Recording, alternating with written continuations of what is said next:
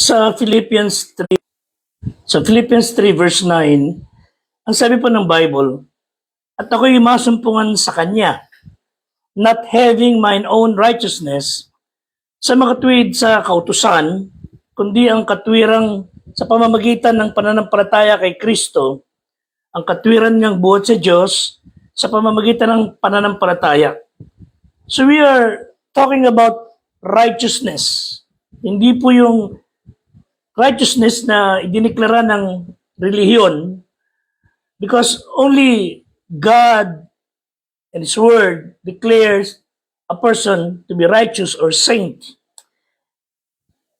Nais ko pong maunawa natin na hindi po ayaw ng Diyos na tayo ay maging makatwiran. In fact, He really wanted us to be righteous. Ang problema lang, dapat maintindihan natin ang katwiran o ang pagiging matuwid sa harapan ng Diyos should be according to His term, hindi sa term ng relihiyon o ni naman sa atin. And it's such a great thing to be declared righteous sa harapan ng Panginoon and in the proper way. Magandang araw sa inyo lahat. Ito po yung lingkod, Fred Guzman, ang Squad 240, at ang inyong lingkod ay magtatalakay kung paano dapat maintindihan ng mga tao, natin lahat, na importanteng magtamo ng katwiran ng Diyos. And again, to make it quick, through faith in Jesus Christ. Fred Guzman po, ang life coach ng Squad 240. Salamat po sa ating mga kapatid na nanonood mula sa iba't lugar ng bansa. Of course, even those outside the country. And please comment, ask questions, or any prayer requests. Welcome po na ilagay niyo po dyan sa comment section. Balikan po natin ang pinag-uusapan. Ano po ba yung righteousness? Ano po ba yung katwiran na tanging Diyos lang ang nagbibigay? When a person is declared righteous, it means we are being morally pure and we are acting in accordance sa salita ng Diyos. Outside God's Word, the Bible, we have no standard. Tanging Biblia lang po ang standard when it comes to the things of God, lalo na po talking about righteousness. Hindi po kailanman tatanggapin, hindi po kailanman ide-declare na matuwid ang sinuman tao by having religion or by being religious or by being philanthropist or by doing good works or whatever. Wala ho. Ang katwiran po o ang pagiging righteous ay idinedeklara ng Diyos through His Word when that person, you and I, put our trust in Jesus Christ. Without any merit na ating ginawa. Only through the merit of our Lord and Savior, Jesus Christ. So, ang katwiran po is living in accordance with God's Word, and we can only become righteous by faith in Christ. Bakit ho? Dahil yung righteousness ng Diyos na kay Kristo, it reveals God's righteousness in essence and in action. May panggagalingan po ang katwirang ipagkakaloob ng Ama sa atin sapagkat siya mismo ang makatwiran. He loves righteousness and approves those who walk in conformity to His character. Umaayon sa kanyang mga utos. Psalm 11:7, sapagkat ang Panginoon ay matuwid, minamahal niya ang katwiran, mamasdan ng matuwid ang kanyang mukha. A person who is righteous will be able to see the face of God.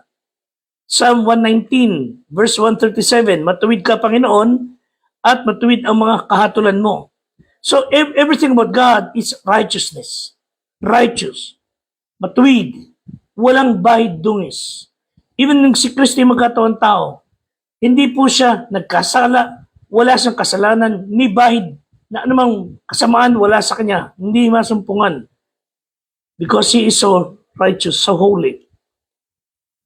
Ang sabi po ng Bible, matuwid ka at ang iyong mga katulan. So God's attribute of righteousness, that fundamental, immutable, moral perfection of God in heaven, ruling even the whole universe. He commands all things and declares things as good, which conforms to His righteousness, and declares things as evil when that action, person deviates from God's righteousness. Mga kapatid, there's no law nor code of ethics outside of God to which He, ang Panginoon, would accountable for. Wala pong tataas pa sa Diyos. Ang may pananagutan lagi, tayo. And His character that is so righteous, pag di natin na abot o natugunan ang requirement, we will all end in hell. But again, as I've said, because of Jesus Christ, who fulfilled the law, na pinagkatiwala ng ating pinanampalatayanan, we are declared righteous. Tatlong bagay po. The righteousness that God rejects. Meron kasing katwiran na ayaw ng Diyos. Inimbento kasi ng tao. When a person tries to be righteous, tries to do good, tries to be okay by keeping the Ten Commandments. Hindi po sinasabing wala nang silbi ang Ten Commandments. No. But if a person tries to keep the Ten Commandments, believing na siya ay magiging matuwid, wala siya mapapala. By doing good deeds, philanthropism, whatever, ibigay pa buhay mo para sa mga tao to be righteous, God rejects them all. Why? Because God is holy and man is sinful at his best. Walang anumang amount of anything that man can do that would declare him to be righteous. Liban kung siya ay sasampalataya doon kay Kristo sa Diyos Anak na nagkatawang tao. Wala po tayong gagawin mabuti. Nakatanggap-tanggap sa Diyos. All are as filthy rags. The best that we can do is not even enough for us. We don't have what it takes to keep the Ten Commandments in our own strength. Alam natin lahat yan. Pagka ikaw halimbawa nagsabit ng kadena sa taas at may mga kabit-kabit na kadena, and of course, at nag-swing ka, napatid yung 5, laglag ka. Napatid halimbawa yung 3, laglag ka rin. Pero kahit isa lang napatid dyan, laglag ka pa rin. Ibig sabihin mga kapatid, as James 2:10 says, sino mang gumaganap ng buong kautusan, gayon may natitisod sa isa, magiging makasalanan siya sa lahat. So, the reason the Bible says, if we should keep the whole law, and yet offend in one point, we are still guilty of all. Walang makagagawa ng perfect.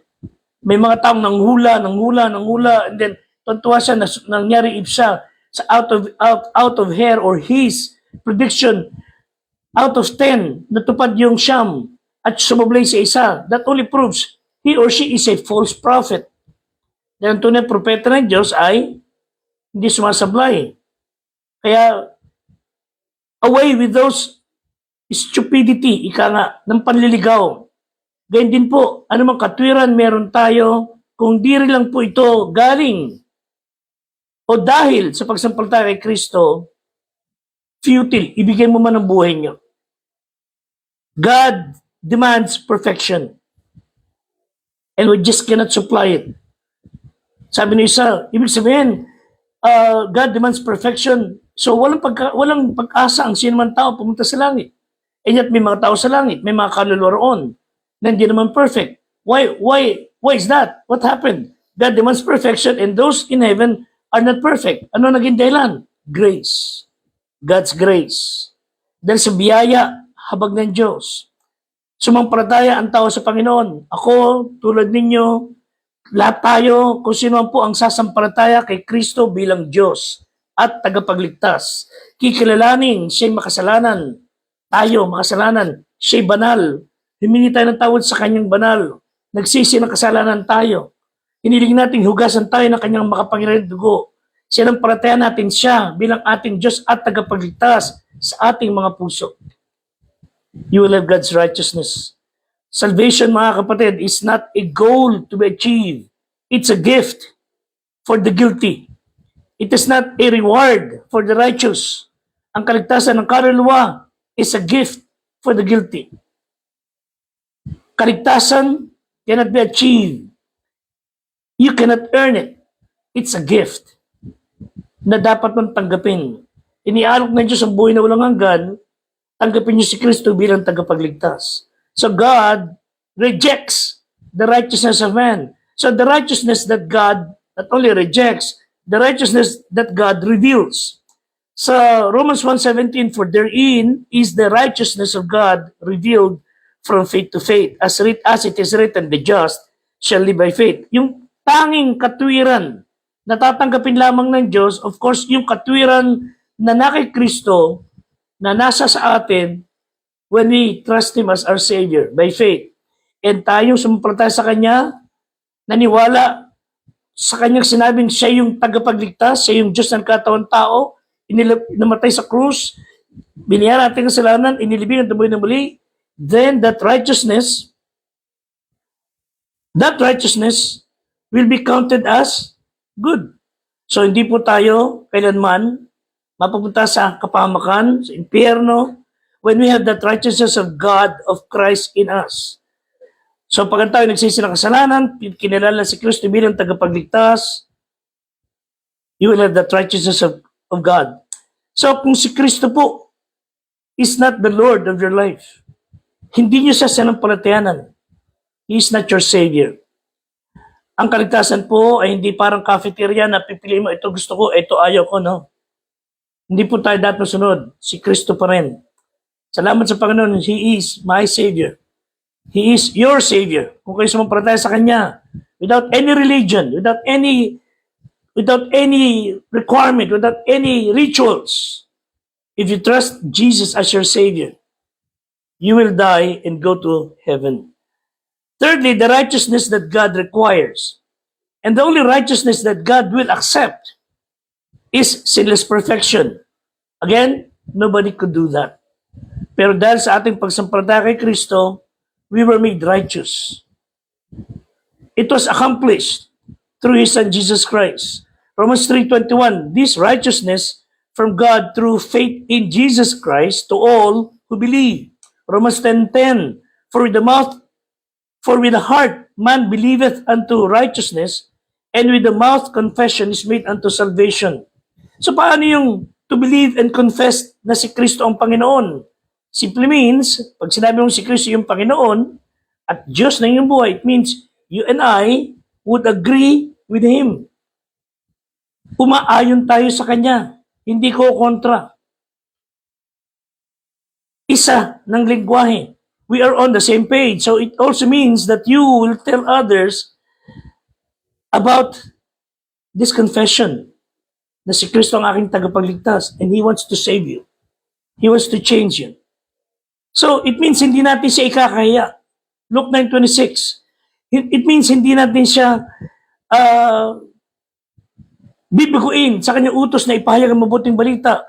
If He is my Savior, if He is my Lord, I will tell others, tell them about Jesus na nagkatawang tao, na siya lang ang tanging pag-asa.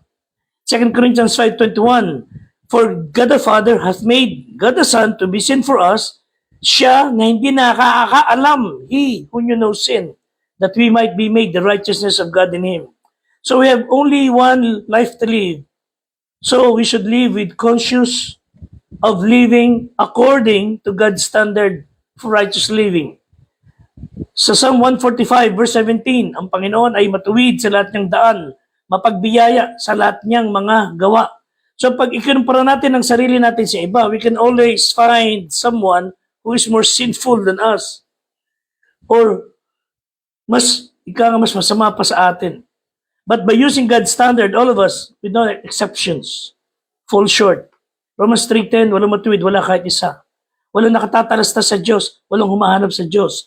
Lahat nagkanya-kanyang landas, silang lahat inigsilihis, magkakasamang nawala ng kasaysayan, walang gumagawa ng mabuti, wala kahit isa. Romans 10:2-3, sapagkat sila'y pinatutuhanan ko na may pagmamalasakit sa Diyos pero di ayon sa pagkakilala, sapagkat sa di nila pagkaalam ng katwiran ng Diyos at sa pagsusumakit na maitayo ang sariling kanila, hindi sila napasakop sa katwiran ng Diyos. People, whatever good deeds they did, ay wala ring silbi dahil walang matinong gagawin ang tao outside faith in Jesus. But kung tayo naging tunay na Kristiyano, sumampalataya sa Panginoon bilang tagapagligtas, doon pa lang kikilalanin ng Panginoon ang lahat ng mabubuting gawa. Again, it's all because of Him and Him alone. So righteousness is a gift from God. We can receive God's righteousness because of what Christ did on the cross. And we no longer have to work for or to have right relationship.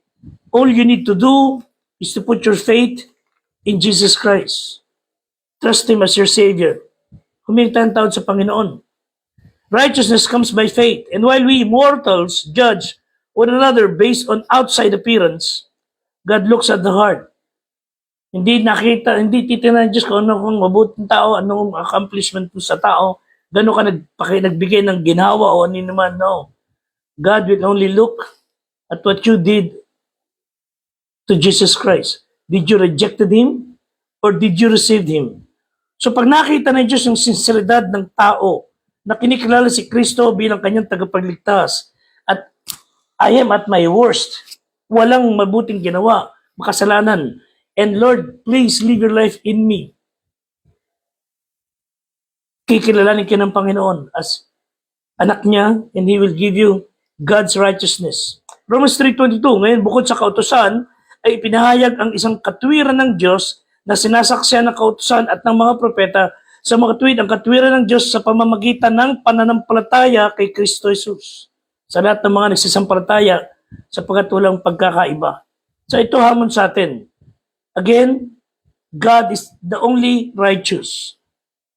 He is the one declaring a person to be righteous. So how can God deal with the creature? How can He deal with us whose nature was hatred, rebellious? Wala nang ginawa kundi kontra na Diyos. How can He do that? Out of His love, He sent His Son to die on the cross. Ibinigay ng Ama ang kautusan sa Israel for 1,500 years. And God's righteous rule, man, that law which brought out man's rebellious nature. Pinakita ng law ng Panginoon yung open transgression. The rest of the world had been given up to own lust, own desires, own will, wickedness. They have given up God. Wala silang panahon sa Diyos. Pero ang tao, nung sumampalataya kay Kristo, although we had sunk to the lowest degradation, although we worship demons and being led by wrong faith into every gross wickedness, kinaladkad ng mga maling tagapangaral, mga abusado, mga namantalang mga mangaral, idinaya ang mga tao na kinabang sa yaman ng tao. And yet, yung taong yan na nadaya, nalaman si Kristo ang Diyos at tagapagligtas, God saved them, forgave them of their sin. With every privilege ng isang anak, ibinigay sa atin. Dating bulag tayo, nakakita ng katwiran ng Diyos. Mahal ng Diyos ang tao. Wala siyang sinisino. Mahal niya. Pero hindi mailalabas sa impyerno ng ang mga tao pag tinanggihan nila si Kristo. Romans 1:18, sapagkat ang puot ng Diyos ay nahayag mula sa langit laban sa lahat ng kasamaan, kalikuan ng mga tao, ng mga sinasawata ang katotohanan ng kalikuan. Again, mga kaibigan, the wrath of God is against sin, which brought death to mankind. There is no better way to describe the visible stream, terrible river of death, anguish, which flows from sinful heart of men, the anguish and poverty and sickness and guilt, wickedness flowing from a wicked heart. Wala nang mas makapagde-describe pa ng kasamaan. Ang kailangan po niya ng solusyon. And the only solution is Jesus Christ. Wala pang na-inventong detergent bar o anumang sabon na makapaglilinis na napakaitim na kasalanan ng tao. Only the blood of Jesus Christ. Ang karapat-dapat lang sa tao is torment in hell. And yet God, who loves you and me, decided to send His Son, mamatay sa Kalbaryo. Although we are doing our own good works, it won't work. Sabi ng Bible sa Romans 3:20, therefore by the deeds of the law, there shall no flesh be justified in His sight. So aminin natin mga kapatid, we are all sinners, bound for hell, helpless, hopeless. The only solution is Jesus Christ. And as we are bound for hell, as if the Father is telling you, look to Jesus, come to Jesus. He is your hope. He is your Savior. As if He is seeing all souls going towards hell, God sent the bridge called Jesus. Kasi mo sasampalataya sa Kanya, wala na anumang paghatol. That is such a free favor mula sa Diyos. Through the redemption made by Jesus Christ, tayo sumampalataya, we were made righteous, justified. Sin was punished in Jesus. Kaya po, nung sinabuhay na muli mula sa mga patay, just proved to us na siya ang pinakamakapangyarihan. At sinugo niya kanyang espiritu sa atin para gabayan tayo habang dumating ang panahon, hanggang sa dumating ang panahon that He would return and kunin niya tayo lahat. So are you saved? Are you sure that when you die, you are going to heaven? Do you have that righteousness of God? If not, sad to say, bad news. Mas bad news pa sa malak na gasolina, mas bad news pa sa gera sa kung saan lugar. The bad news is, you will die and go to hell. But the good news is, you don't have to go there. You just need to ask God's forgiveness. Lord, please forgive me. Linisin mo ko na yung dugo. Tinatanggap ko si Kristo bilang aking tagapagligtas. Pumasok ka sa aking buhay. Gawin mo ko yung anak. You say that, tell that to Jesus, and He will save you. Tulungan tayo ng Panginoon, and then when you do that, you will have the peace with God through our Lord Jesus Christ, and it's all free. Free. Wala nang iba na makagagawa nun, makapag-offer, kundi si Kristo Jesus lamang. Maraming salamat po sa ating lahat, and I hope that you would do that. If you're not yet sure of going to heaven, your ticket is Jesus Christ. Si Kristo po ang tagapagligtas. Nag-iisa na tagapagligtas. No religion would do that. Si Kristo po ang namatay sa Kalbaryo, nilibing at tuboy na muli. God bless you. And if you have any more questions, please don't hesitate. Contact us. Reach out to us.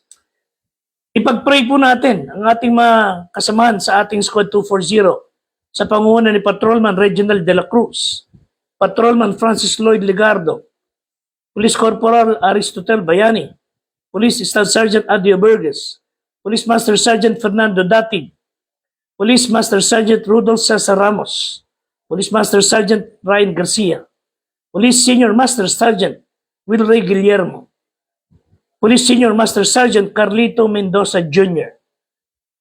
Ang ating Assistant Squad Leader na si Police Executive Master Sergeant Sir Joseph Aquino at ang ating Squad Leader ay si Police Major Romeo de Guzman.